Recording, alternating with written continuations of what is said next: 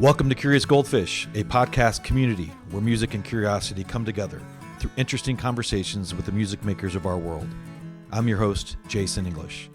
You can find Curious Goldfish in all the major podcast and social media platforms, and of course, we have all of our content on our website, curiousgoldfish.com.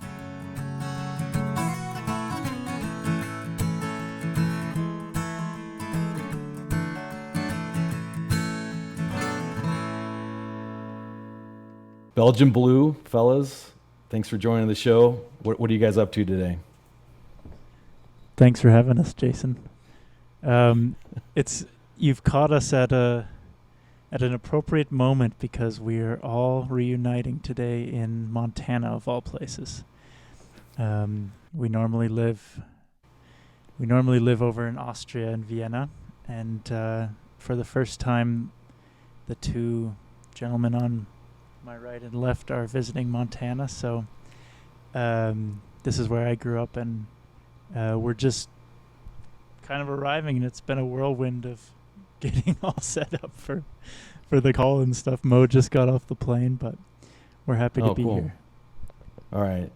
Well, you guys I think are a 5-piece band, so it's 3/5 of the Belgian Blue. Is that fair? Yeah, can you guys introduce yourselves? So my name's Pádraig McMahon. I'm the lead singer and guitar player and writing songs in the band. And I'm from Ireland originally, and still from Ireland. And that's all I do in the band. That's the extent of my contributions. But yeah, very, very small role, obviously. All right, tiny role. My name's Ian Strawn, and I play mostly banjo and guitar. All right, hey Ian. My name is Mo. Actually, it's Moritz Kollenbauer, but I don't know if the people in the US get it. And I play drums mainly. Yeah. Drums, all right. Where'd you fly in to Montana from, Mo? I was in Seattle right now, but I flew to Seattle like 5 days ago from Austria, from Vienna. Yeah. So you're from Vienna? Okay. Yeah, all right, from cool. Vienna. I'm the only one that isn't a native here. And there are two others in the band who couldn't be with us today. They're back in Austria. We have Ferdi Rauchmann, he plays keys and synth. And Jani Hölzer, he plays bass and electric guitar. Awesome. All right. Well, hopefully at some point I'll meet those guys. So anyway, really appreciate your time. I don't want to interrupt the hiking or the fly fishing or whatever you guys have planned out in Big Sky Country, but really appreciate your time. And I'm really excited to talk to you all. So I know that the whole notion of streaming kind of gets mixed reviews from musicians and artists, but one of the benefits as just a listener, like I'm not a musician, I can't sing, I don't play an instrument, but I'm a huge fan. One of the benefits of a listener like me is without streaming, there's no way in hell I would have ever heard of the Belgian Blue, right? So, I think I was listening. I started like a random radio station, off of a song. I don't remember who it was, but you get to hear like different things that are similar. And I heard your first single, "The Bare Minimum," and I was like, "Oh my gosh, who is this?" And so we'll talk about that song, but it's been on repeat. I think it has like 12,000 plays. You can thank me for about 1,500 of those, by the way. But like the sound of I don't know what it is, to be honest. It's like the achiness of Pádraig's voice. It's the 5 pieces all coming together, the lyrics, everything. I was like, oh my gosh, And so I'm so excited to hear about what you have planned in the future. But I guess could you just sort of tell us, like from the beginning, the Belgian Blue, I think it's like the name of livestock. It's like a cow or something. I don't know. That's the only thing I could figure out. But where'd the name come from? And then I think you guys have a pretty interesting story. Obviously, you're from different countries, met in Europe, and I think there's an interesting story there. So I'm not sure who's the best person to tell us the story of that and kind of where the name came from, but I'm excited to hear about it. Well, I just want to say I hope that I think a lot of the playlist recommendations or the playlist plays came from the Fortnite nostalgia playlist that it got picked up on, and I hope that's the playlist that you were listening to, Jason. Okay. No, that's good. Good plug there. All right, Fortnite playlist, perfect. No, we I first met Pork. He was the first one who I met, I guess 3.5 or 4 years ago now. And I was actually living in Germany at the time, and I was looking for a place to live in Vienna. And I ended up having a call with some of the people there. It was COVID time, so I was trying to move in. And I remember, there was this guy, and he said he was a musician. And I asked him if he liked Irish music, because I grew up listening to a lot of Irish music, and he's like, "No, I hate Irish music." He was sick of everybody asking him if he played Irish music all the time. And so I was like, wow, this is a really good fit. I thought the call went really well. It was a great conversation. And in the end, they just picked a different person to move into the flat. And so I was rejected. And that was our first encounter. And actually, my now partner ended up moving in my place. So that was a nice coincidence. But we met back then, and actually never really had plans to play music seriously with each other. I think I'd been playing a lot in the U.S. and Pork had been playing professionally for a long time in Ireland. And our plan was just to sit around and play Bob Dylan songs and enjoy making music. And we ended up liking it, and we ended up just enjoying playing together, and would go down to this fruit and vegetable market that was kind of on the outskirts of Vienna, and sit down on the corner next to this old Austrian man who sells honey, and play music next to the honey man. And he was kind of grumpy at first. He was like, "What kind of music do you play?" And we said, "Oh, we play some folk music." And he's like, "Well, let's see if I like it." And so we started this honey-themed set to kind of appease this man, and that's how it kind of got its start. But the main reason to name a band or start a band came... do you want to talk about it? Yeah, the name came from a necessity to identify ourselves as an entity. We had booked, we had bought tickets to go see The War on Drugs, which is one of our favorite bands, and it had just kind of, we'd gotten out of COVID lockdown times, and we needed to get up to Berlin from Vienna, which is quite a ways. We didn't have any money, so we said, well, let's just book some small club gigs on the way there, and play together and earn the money and earn the expenses to get there. And Ian booked a lot of the gigs through some old contacts, and then he was like, he called me up. I was at a ski resort with my friends, not skiing but drinking, and from Ireland they came over, and he called me up in the middle of the night, and he said, we're gonna need a name for the band if we're gonna go on tour. So I said, I tuned into my friends who were sitting beside me, and they're all farmers, they're all culchies from Ireland, and they were talking about their cattle, and one of them must have floated the name or the breed of cow, but I just picked up on that, and I just said it straight to Ian, and he was like, all right, that's good, no one will care anyway, and it's not going to matter. We just thought we were going to use it for these couple of shows and then sail off into the sunset. But yeah, we bonded musically over that tour, and when we came back, we kept kind of getting booked for small gigs and small events, and eventually we met the other band members, the Mo and Yanni and Ferry, and we decided to give it a shot, and that was about, I don't know, a year and a half ago. So yeah, ever since then we've been trying to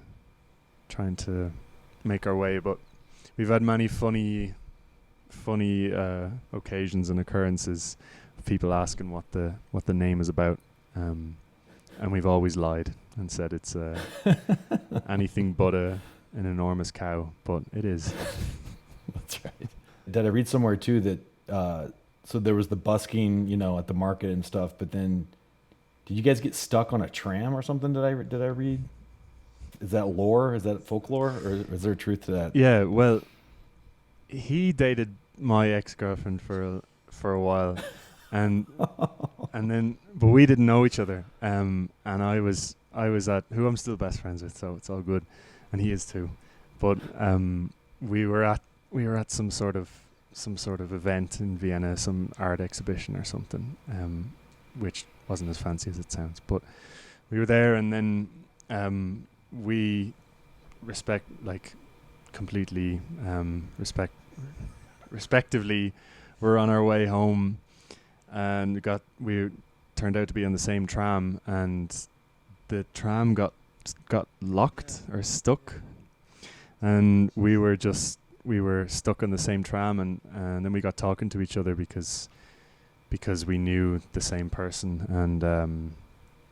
and then he was like, "Oh well, you should come around my place, and we can make music," and I didn't, because I'm a little bit wary of jamming, making jam, but we eventually kind of found the time, and then we met the other members, Yanni and Ferdi, because they came to me and Ian were playing a duo gig in the center of Vienna, in this old cafe, a little tiny crack in the wall, and we kind of had filled up this tiny little room, and we're playing as loud and hard and fast as we could, and these two guys from the jazz world came down, and they loved it, and they sat in on a song. I think it was Astral Weeks or something. I think it was a Van Morrison song, and it was great.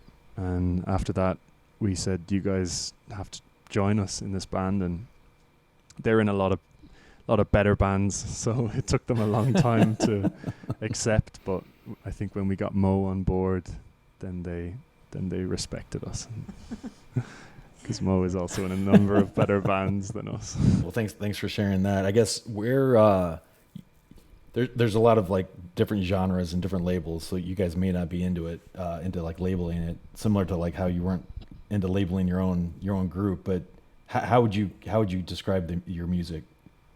Is it folk? Is it folk rock? I've looked at this website that I came across called Every Sound at Once, which is a super cool tool to discover new music, and it just kind of maps the algorithms of the streaming services. And I put in Vienna on that, and up came our band, and I clicked into that, and then it classifies everything as genre just based on who it is related to, like sort of mathematically or whatever. And it officially says that we are new wave deep Americana. That's cool. So I haven't heard about that, but that's cool. I think we're going to take credit for inventing that. Or maybe. Well, I was going to ask you, so I'm American, obviously. I think Ian is from the States. I traveled to Europe quite a bit just for my day job, and I think that there's an interesting perception and relationship that Europeans have with Americans, right?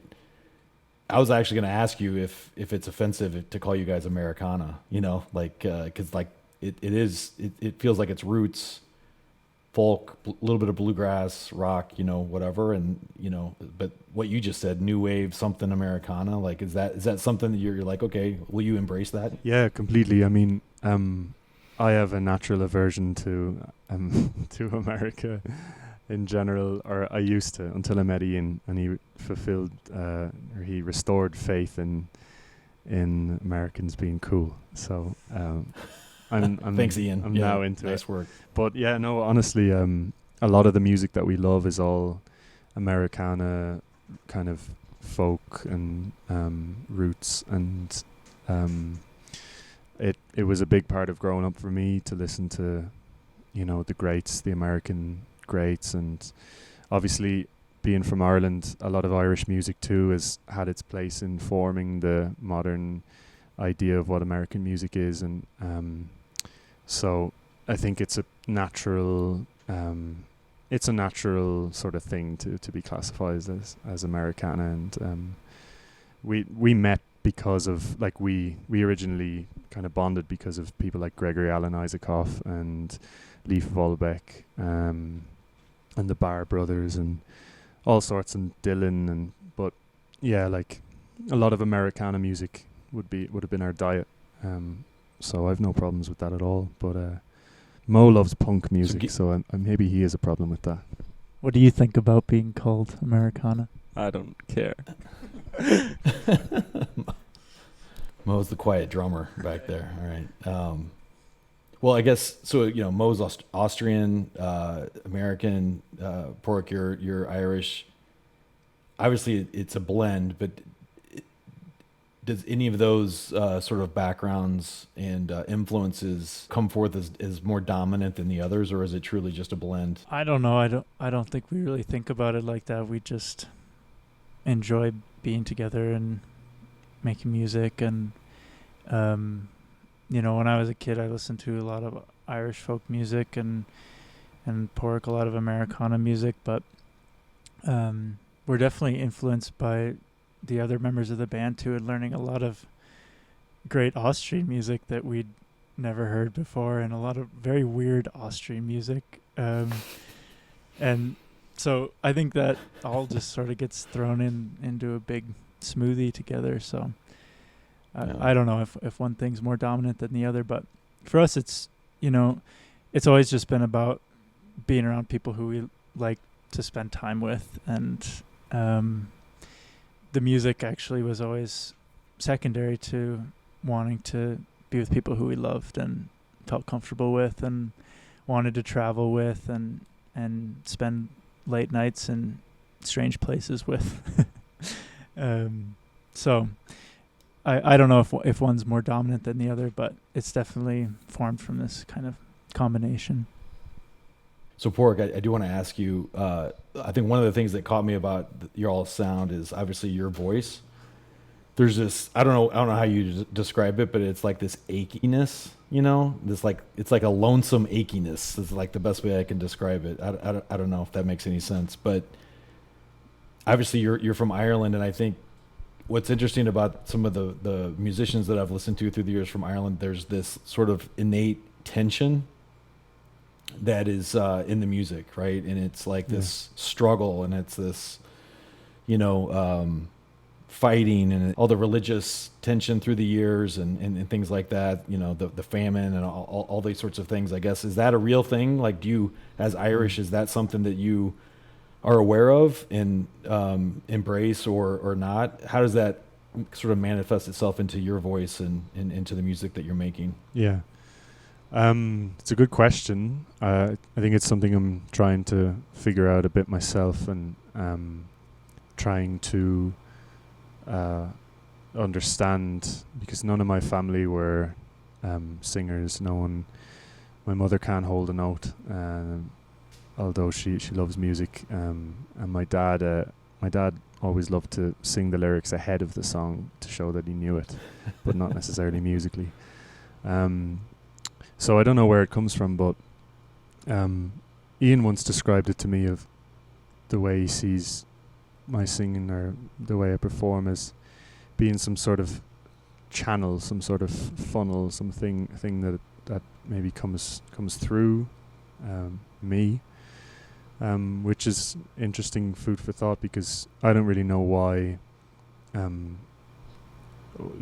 I do feel like I go into a place or another place when I sing, trying to say it in the least tropey way, but and I think it's maybe something that can't be explained, but definitely maybe a collective consciousness or something that has been passed down. But it sounds a bit cliche or a bit far-fetched or something, but the honest answer is I don't really know where it comes from, but something definitely takes over, but it is something that I'm very conscious of and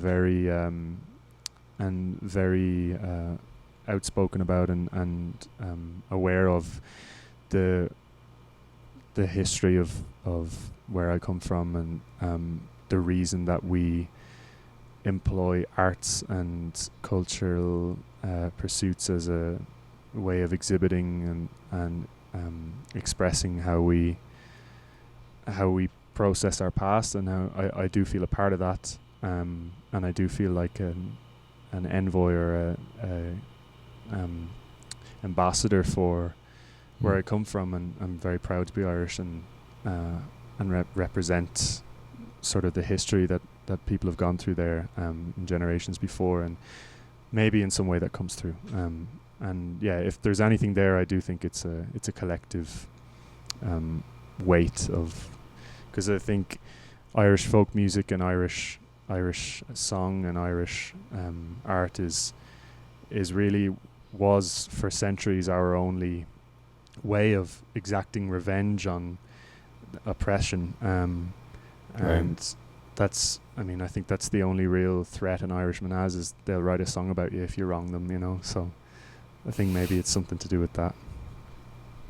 No, that's awesome. Yeah, great answer. I guess, Ian, for you and Mo, I'm going to ask you a question here, so you're on the hook to answer. But like when you all are performing and Pork is singing, do you guys feel it, like what he's talking about? I definitely feel it, and in a metaphysical and a physical sense, because Pork sings so goddamn loud that I will literally have drums on one side and Pork's vocals on the other side, and my ear that's closer to Pork's vocals is ringing louder than the drum side. And I just wanted to hop on that last question too, because I think there is sort of this poetic or supernatural sort of sense about it, but there's also the very pragmatic reason that Pork has spent his whole life singing in very loud pubs in Ireland, and there's not a ton of amplification, especially in some of those more hidden or more folky places. When I visited Pork last time in Ireland, he took me to this box car in the back forest, and there's all these old Irishmen sitting around in a circle and trading songs, but it's a loud environment, and when you learn to sing in that environment, you just have a power to your voice, I think, and I really see that in Pork, and also in some of Pork's friends and other Irish musicians. But yeah, I was definitely struck by Pork singing when I first met him, and especially when you get on to the stage with him, it becomes a completely different thing than when you're just rehearsing or something. I get goosebumps. Sure. Yeah, that's awesome. Mo, what about you in terms of do you feel it in the tension and the struggle with Pork? Sure, I feel some energy, but I as English is not my first language, it's hard for me to understand lyrics. It's not something that I listen to normally, or in every English song.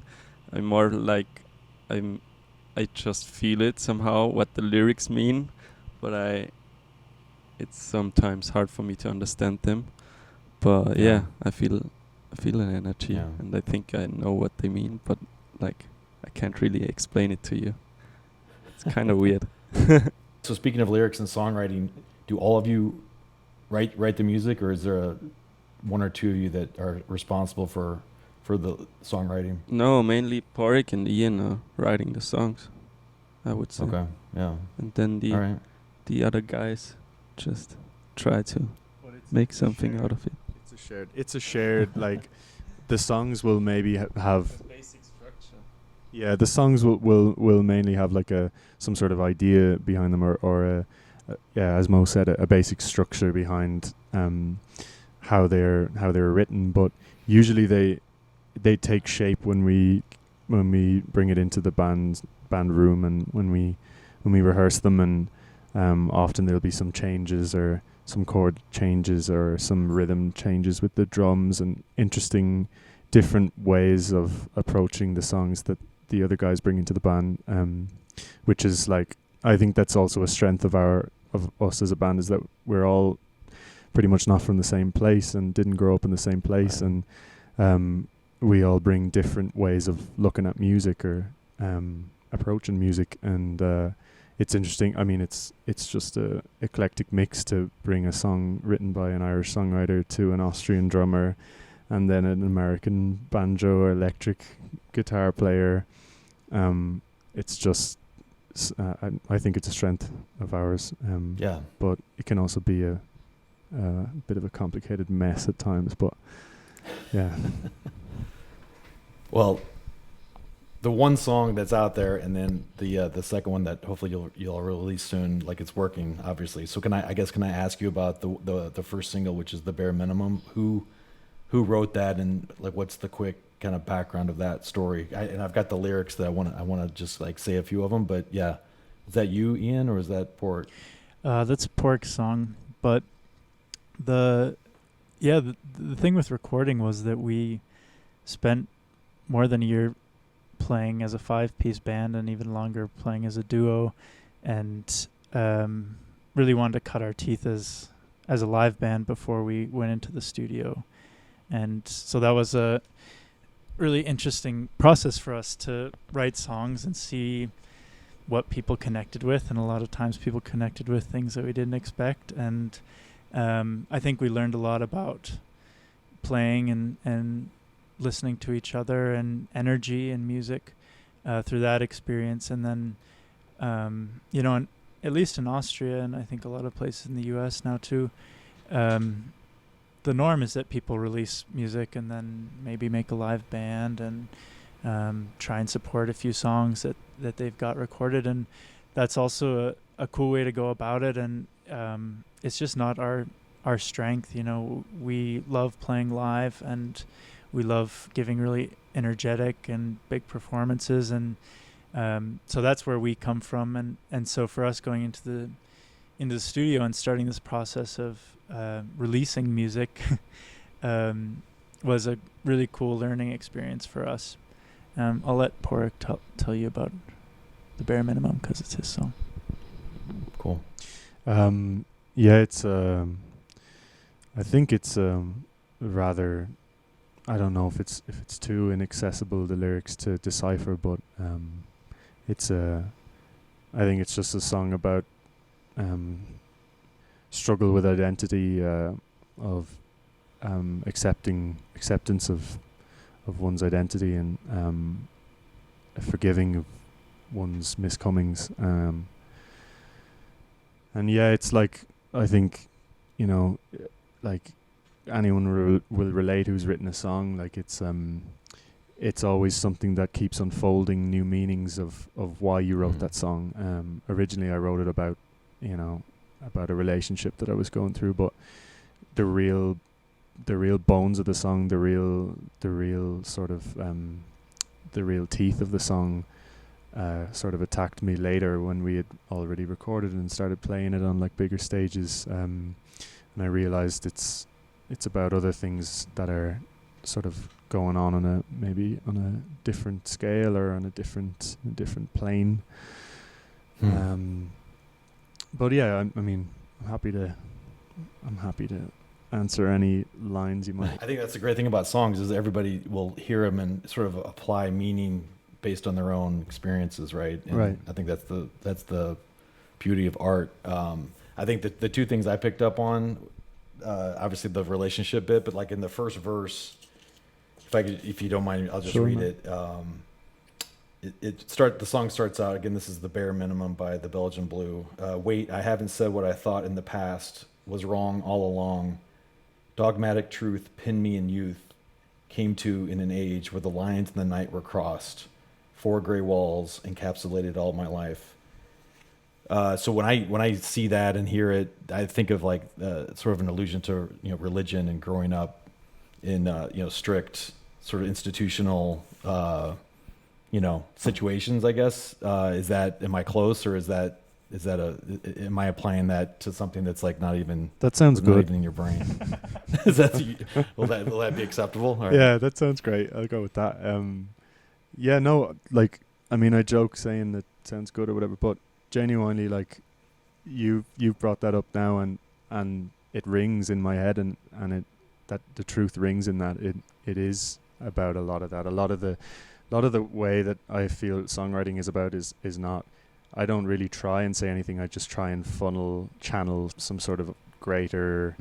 I don't know. It's like getting down the songwriter cheesy route. It's a gift when you're given a song to sing, because Sure. it keeps imbibing new meaning to your life, and telling you things about yourself. And when you say that to me now, I did grow up in a really I wouldn't say oppressively a religious household or place, but it was definitely very religious, and I think the old fangs of that kind of society structured around religion did inform a lot of the ways that I learned to look at myself and look at my actions and behaviors. I joke about it, but you're honestly right. It is about that, and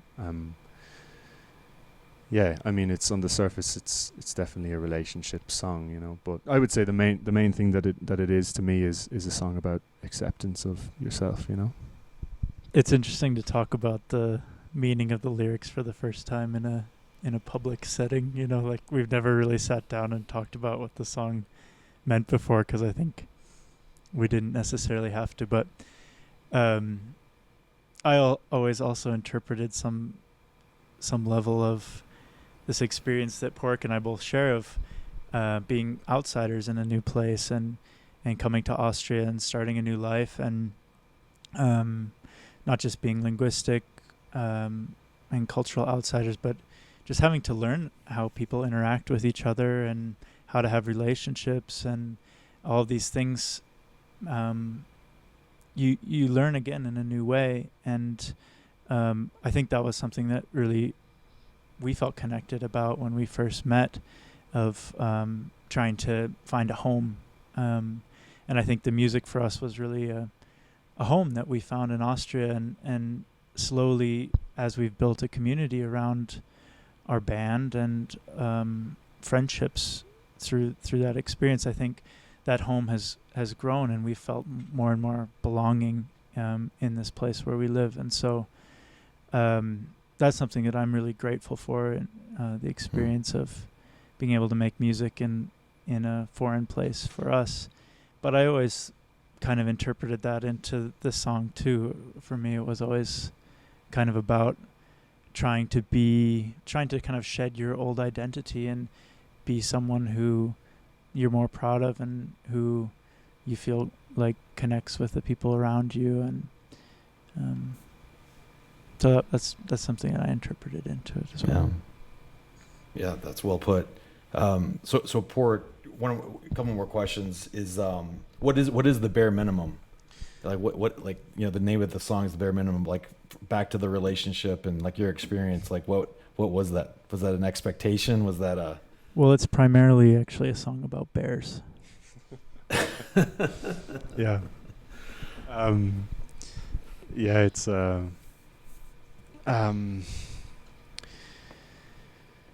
I don't know. It's I was in a tough relationship at that time, and sort of trying to conform to an image of someone that I wasn't, trying to sort of be more perfect and rounded than I am, and yeah, I mean, maybe it's just classic, teenage white kid angst, but it it was it was it was just sort of a kind of a rallying cry for me to kind of break out of that pattern of unacceptance and I don't really know what the killer line for me is like, I think this is maybe the third verse or something right before the second chorus. Simple things that you need from me now, like the bare bones, the bare minimum that I promised hand in hand. And this is where I'm like, oh my gosh, it says some stay long and some move on. Some will stay and change. Daylight is burning now. I'll see myself out. So it's basically like, I'm not going to change for you. Some will stay and change, but like, I'm out of here. I was like, okay, that's a hell of a way to put that. So like, well done. I love that. Yeah. I mean, I didn't think I'd ever land in that position, but I always found it funny how musicians have to dredge up old relationships for the sake of talking about their music. But I mean, it was just it was a bitter ending to something, and it was a way of sort of like mantraing myself of like some might continue this charade, but I can't do it anymore, and like that relates to the main line of the song, which is it actually was something that my mother said to me. She said, like, if you have to try so hard, then you're obviously not that person. So you should just walk away. And so I guess I can thank my mother for that line, for those lines. Maybe. She can't sing, but she can put everything in perspective. That's perfect. Honestly, she can. I think she actually, when I really think back on that now, which I haven't done, I think she prefaced that with like an ABBA lyric, and it was like it's like that ABBA song. What is it? No, it was like keeping. I can't think of it. It's harder still to No. I don't know. If I find it out, I'll post it in the comments. People can listen to the song. Perfect. All right. Well, thanks for doing that. And I think you guys about to release like another single soon? And is that Found Me? Yeah, it's a highly disputed name of the second single. I think we haven't decided exactly what it's going to be called yet, but we're working. Those two songs were recorded in the same session. So The Bare Minimum and Found Me were part of the same process, and we've kind of been sitting on this second single for a while and are really looking forward to putting it out and having people listen to it. And we're also excited to just kind of be moving forward as a band and be recording more and different material. And so we have some exciting plans for that. But our release date for the second song is the 30th of August. So it'll be coming out in a couple weeks. And perfect. We've had the summer off now, so we've been just running around the American West and riding horses and going fishing and writing songs. And we're going to be back in Europe at the end of the month, and we're going to be putting that out and playing a few more shows and stuff. All right. Yeah. So what is that? I mean, do you think about the future, because like obviously this kind of just came together as organically as it could, right? But do you have enough momentum, do you think, that's like, okay, like let's make a go of this as a thing? And what do you think that looks like? Like what would a great outcome be? I think like it's a funny question, like do you think about the future? But honestly it's a good question, because I remember the moment where we really looked at each other as a band after a gig, after a show, and we were like, are we serious about this? Are we going to try? Are we going to really are we going to give it a lash, as we'd say in Ireland? And I remember that moment. We absolutely are looking to the future and trying to really gain some momentum. And we've been fortunate to sort of, as soon as we made that kind of decision between ourselves, things really I think something happens when you commit to something, and things really started to slotting into place, and we started selling out shows and getting in touch with really with producers that are way above our our league or our punching. So we're working with one of those producers that we greatly admire right now, Jakob Herber, and we'll be releasing this song, Found Me Just in Time, or She Found Me Just in Time, whatever, on the 30th of this month, the 30th of August. And after that, then we're planning to go to Ireland, to my childhood house, to make it into a studio, to retrofit it as a studio and record either a very long EP or whatever, an album, or a very short album, yeah. But which is exciting, because when we get back now from America, from Montana, and we get in a room and we start rehearsing for the shows that we've booked, and we start playing some of the new songs, we'll very quickly, I think, decide on what it's going to be. And so it's an exciting time for us, and we're really very motivated to make this thing happen, and to try and kick on a bit, you know. That sounds fantastic. And I think you made the point, but isn't it funny how life it is all about intention sometime? Like once you guys sort of came to this agreement, like, yeah, like let's give this a shot, then things started to fall into place, right? Like more opportunities. Like, do you guys believe in that as like, you know, whether individually or now collectively as a band, like the importance of intention? Yeah, I believe in that. I don't know. What do you think, Paul? I really believe in that. Yeah. I think it both can be true. You know, I think all great truths are paradox somehow. That I think it can be true that you set something in motion with intention. I think it can also be true that there's this paradox of intention, you know, where you're beating your head against the wall, and you can kind of block your dreams by having too much intention somehow, too much planning. And I think we've sort of surfed the fine line between that very well. And when things didn't work out, we've tried to change course, and mostly, as I mentioned earlier, just base our strategy as a band and our goals as a band in the relationships that we have with each other, and with not just each other in the band, but with our producers and with the people who are doing our photos or making our art, or who are coming to our shows, and building a community around it. And so I think our intention is success in that way as much as anything else. No, that's great. All right. Well, just in closing, so intention, I'm a big believer in intention. I'm also a big believer in the importance of curiosity, right? So like, hence the name of this podcast.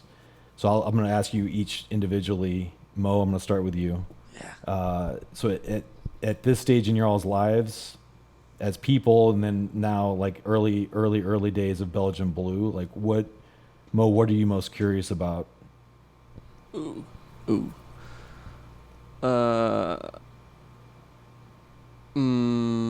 Like trying out new stuff in the studio and getting experimental.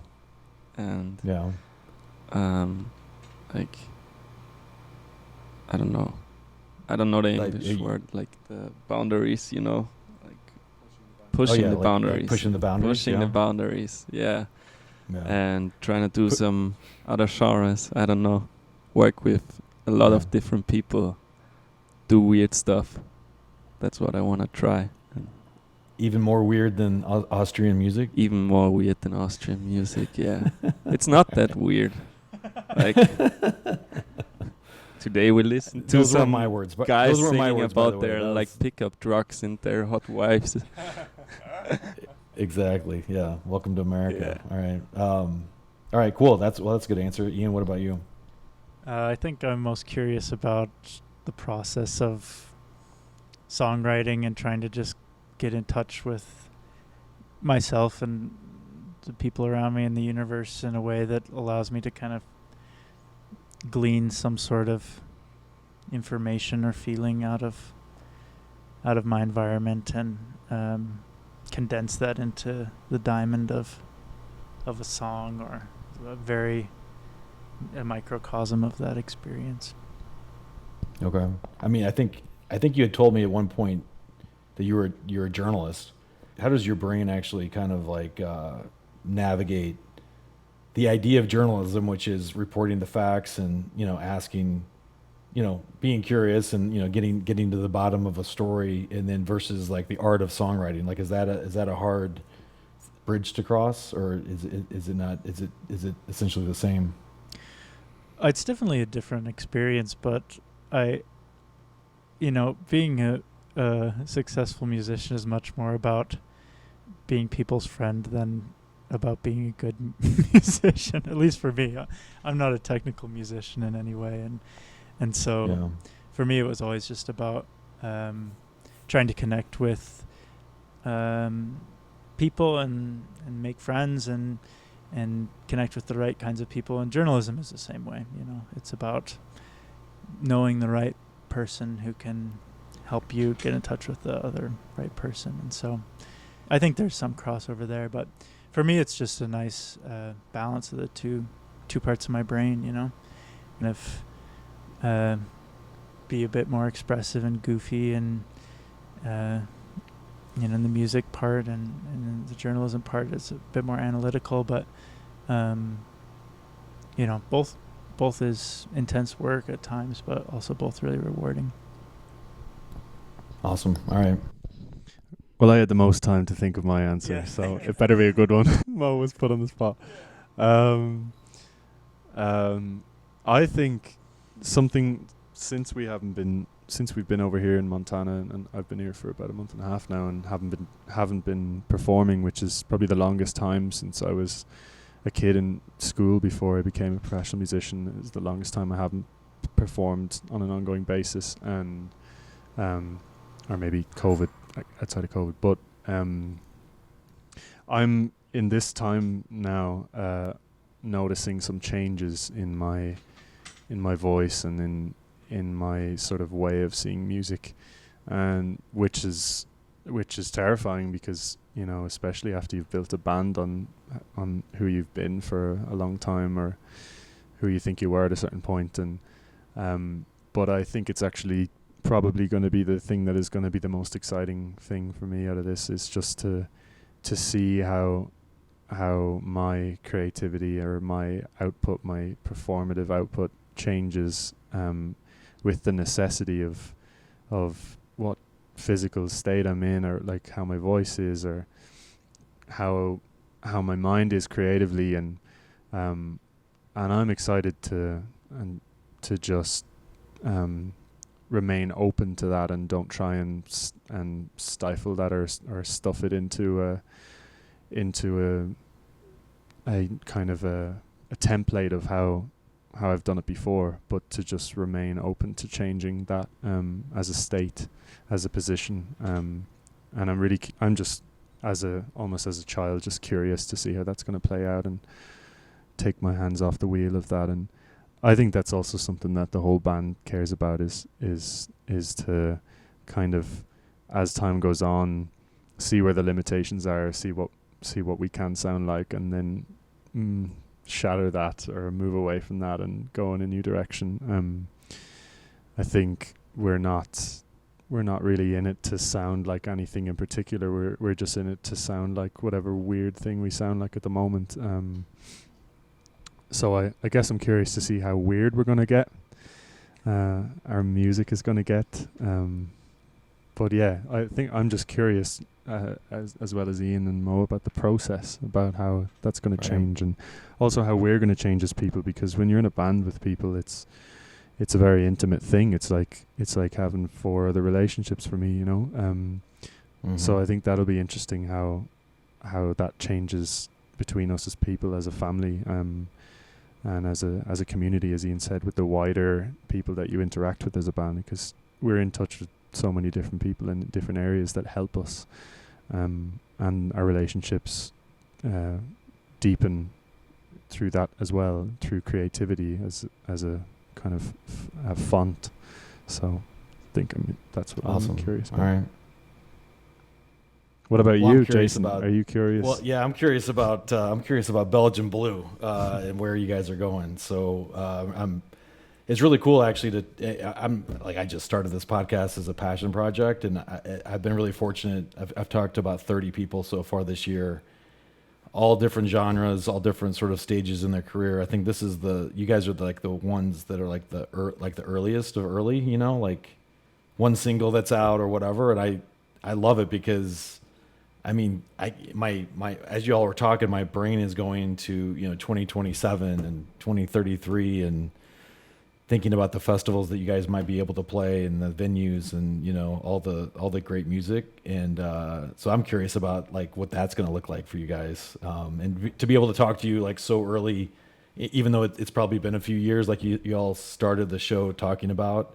So it probably feels like it's been decades for you, because I know it's not easy work.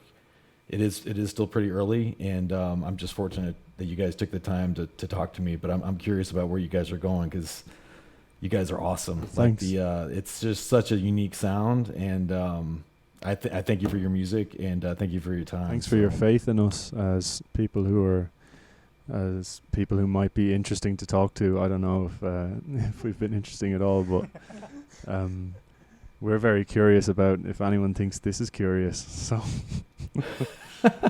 thank you so much for your... Well, I'm also curious why you don't like America, but like I love America now. over that. I love America now. I didn't when that was the resistance. I didn't when I met Ian. I was very skeptical because I thought, they only speak American English. But then he spoke better German than me, and then I realized they're not all the same. So there you go. I love All right. America. Thanks, Ian. God yeah, damn it. that's I love awesome. America. Well, and also, if you guys ever come and perform in the States, can you promise that you're going to come to Atlanta? 100%. I actually just met a guy who lives in Atlanta who did all the wind instruments on the new Wolfpack album, and he was like, "You gotta come down to Atlanta, man, and like come and hang with me, and like I can like come on some tracks." So as soon as we get down there, we'll give you a shout. Perfect. Yeah. All right. Well, Mo, Ian, and Pork, it's been a pleasure. Thanks so much for your time, and good luck with everything. All right. Thank you so much, sir. Thanks, Mo. Thanks, Jason. It's been a pleasure. All right. Cheers. Thanks, you guys. Thanks.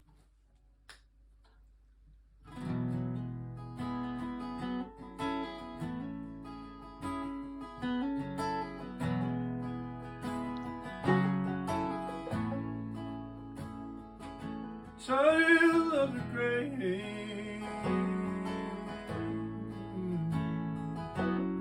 let me take what you own, blind leading blind, through the thin, long blue light.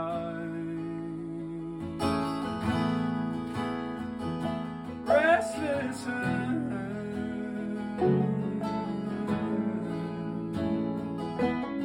running down the gutter water, towers built on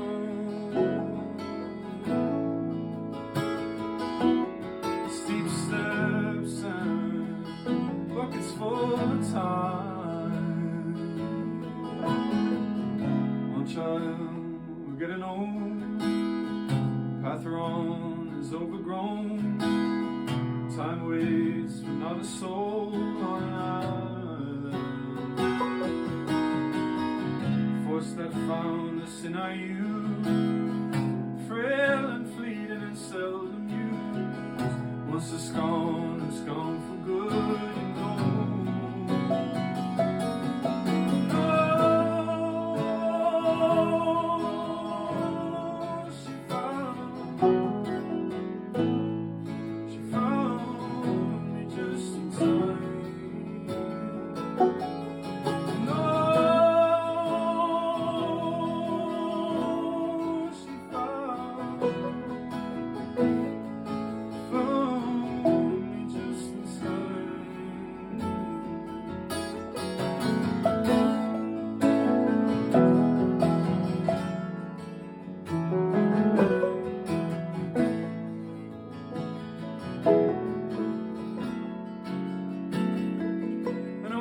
watching my face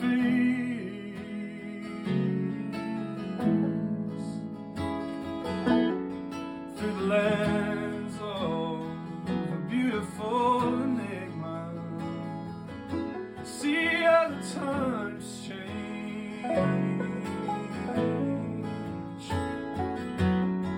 when they hitchhike down the highway. While the war rages,